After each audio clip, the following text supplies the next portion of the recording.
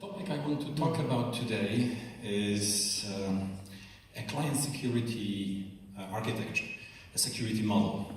Specifically, what is server-side encryption, what is client-side encryption, some pros and cons of these two security models, and my recommendation for choosing one of them. But before we go into the specifics, let me take you to a broader picture, broader view. What is a security model? Well, essentially, I think it's best compared to a constitution. So when we think about a constitution for a country, let's say a Polish constitution, it's fairly similar at its fundamental level to the German constitution. But there are also different types of constitutions, let's say a Chinese constitution. And when you operate in a country with a given constitution, you can do things which are allowed with a constitution, but when you want to do something which goes against that constitution, it becomes very hard and very difficult, almost impossible. And that's exactly the case with security models. If you want one example, I can give you a concrete example, a GDPR. At the heart of GDPR, you actually have this great idea that we should democratize access to private data, that we should give more control to users. And I'm sure all of your companies have been struggling with this big wave of regulations, GDPR regulations. And yet today, most of us are frustrated because we are faced with countless checkboxes, annoying splash screens in front of every single website, but have the things fundamentally improved? One might argue. Why is it so? It's actually nobody's fault. It's just the way the world is. And that world was created in the 80s when we have invented the client-server security IT model. And in that model, in the 80s and 90s, under this model, we started to digitize information. We started moving away from paper, and we started moving towards digital forms of information.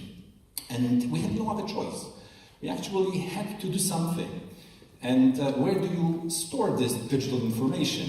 Well, you have to store it on a reliable hardware. And the reliable hardware is actually a server at the company. And you have to have a competent person that is managing that information. So that competent person is a security or IT administrator of a company. And thus, the server-side encryption model was founded and actually invented back then. But what happened now, in contrast to the GDPR demands, is that the company has actually become a king of the data. We as consumers, as applicants, are petitioners, asking, please, dear company, change the data. Please, dear company, allow me to modify my data.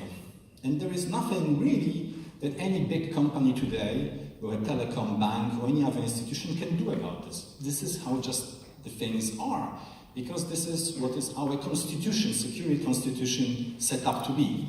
And that's actually server-side encryption. So there are numerous benefits to the architecture, actually.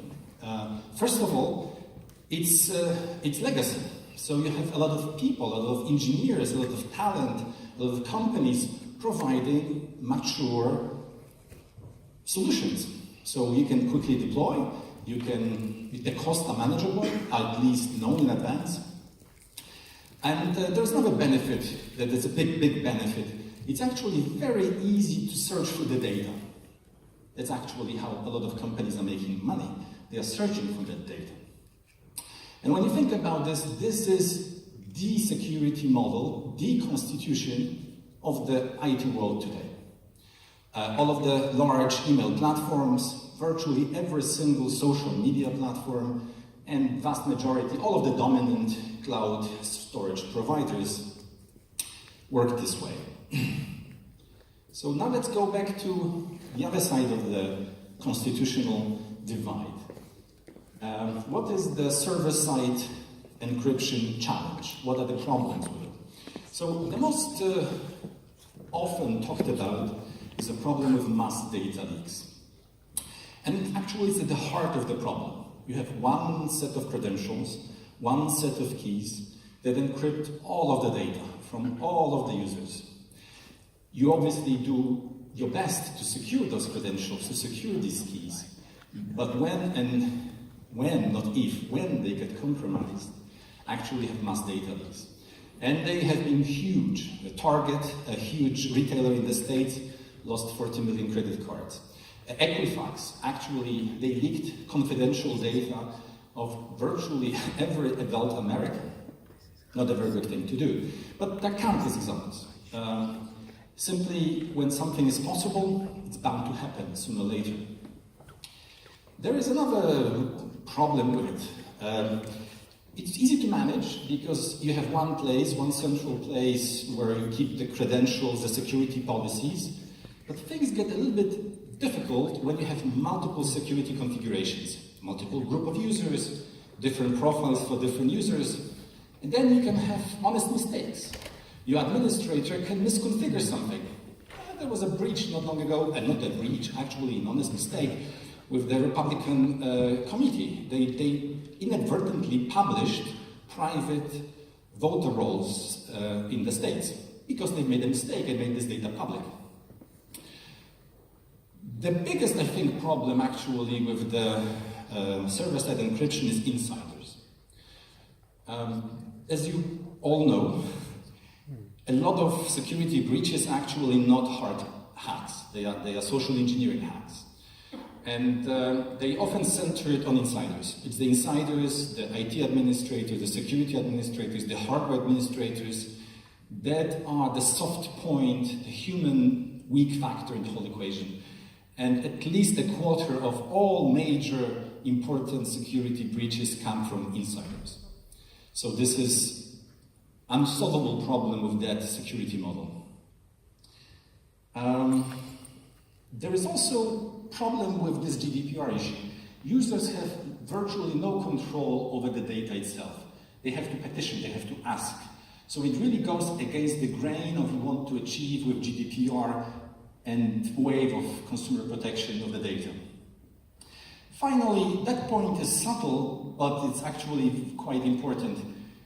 When you want to have a new way of business, let's say a business which is more peer-to-peer, a platform business, then you run into this problem that you have to have an intermediary for the users to exchange the data. So you encrypt, decrypt, and re-encrypt the data via some server.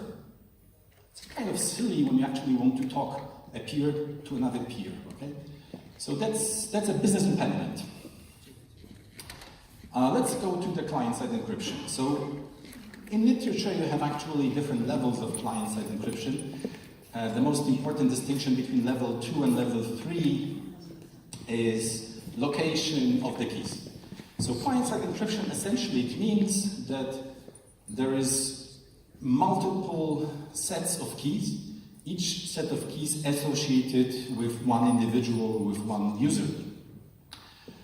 But the question is, where do you keep those millions potentially different keys? Level 2, you keep them on the server. Level 3, you actually keep them on the user device. And I'm sure I'm talking to professionals here, so you understand it's a crucial security feature. Where do keys actually reside? Do they reside only on my device, or those keys are elsewhere? So what I can say that the true client-side encryption is the level 3, when the keys actually never leave the device of the user. There are good benefits, many big benefits of this one. Well, for once, mass data leaks are just impossible. Yes, you can attack, you can compromise individual keys, one user at a time, but that gives you time to react. You, as a security professional in a company, can actually detect this happening and stop it before it reaches millions of users. Then there is a superior security against misconfiguration, right? You configure it on the user level, so there is nothing to mess up on your side. That's very actually easy to imagine when you live in a complex world with millions of different users and million different user configurations.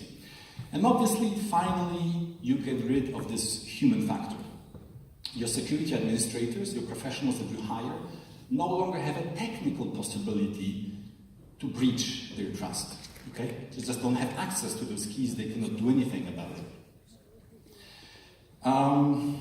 There are, however, certain challenges. Well, I've mentioned that the keys have to be on the user device. And that presents a challenge. How do you manage them? What happens when they are compromised? What happens when the user simply forgets a password, that the passphrase to these keys? And actually, they are very big challenges. When we first tried to deploy our system, we went to a bank institution and we told them we have this great blockchain security, client-side encryption, and they asked us, okay, so how does the user recover a password? And we're like, well, they can print it maybe and put it in a drawer. So that was not a good answer, by the way. So we actually had to develop a sophisticated key management system that deals with this. That's difficult, it's not easy, but it can be done, we have done it.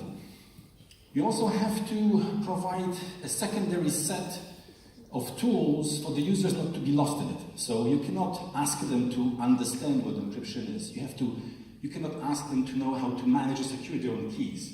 So you have to package it in a sophisticated user experience which creates this mixture of user accessibility and security, which is not easy to balance.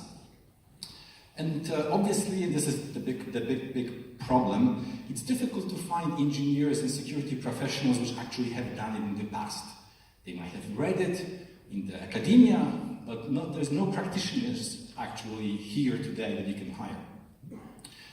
But once you do it, once you get your head around that this is a better security model, you will probably realize or maybe notice that it actually fits very well with blockchain. Blockchain, in essence, is a distributed system. It is already a decentralized architecture. And if you add a layer of key management system or key management techniques to blockchain, you can marry the difficult with the impossible. So you can have a high security and ease of use. This actually represents major mechanisms we have to have built in, including hash functions, including encryption, including a lot of other things. But I'm going to give you one concrete example which is counterintuitive. Once you deploy client-side encryption, a lot of things are unnecessary. For instance, why use VPN? Why use SSL? It's no longer necessary. The data before leaving the device is already encrypted, so you don't have to secure the communications channel. Have been working on this for a long time, and the implementation, which I think will be the largest implementation of client-side encryption in Europe for sure, is the implementation with BIK. So Billon is deploying the system where essentially every user controls its own identity. It's quite important because that identity, client-side identity, is tied with another important legal requirement. And that requirement is called durable medium. Durable medium is a tangent requirement to GDPR coming online at the same time. And durable medium essentially used to be a paper. There was an enumerative list of what a durable medium is. It was paper, it was CD-ROM, it was DVD, it was many other things that were listed in the law. That's why you, for instance, saw some banks sending you CD-ROMs the last few months. But the definition has changed.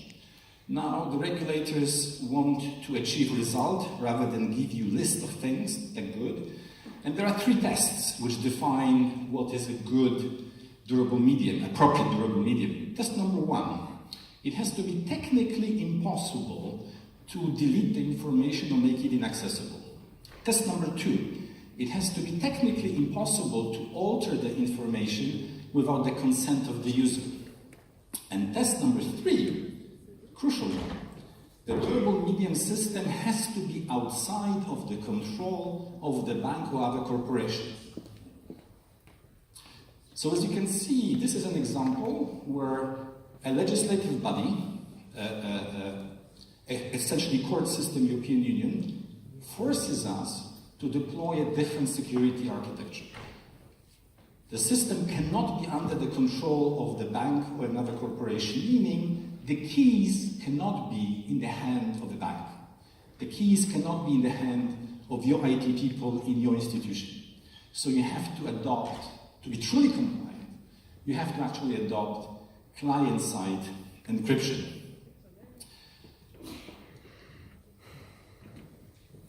Conclusions and recommendations. I think you should all read up on this one. I think it's an interesting topic. It's been part of academic discussions for a number of years. But I think it's good to look for those academic discussions with a practical point of view. Will it save costs? Will it improve your deployment? Will it achieve a better business outcomes? Thank you. That's all.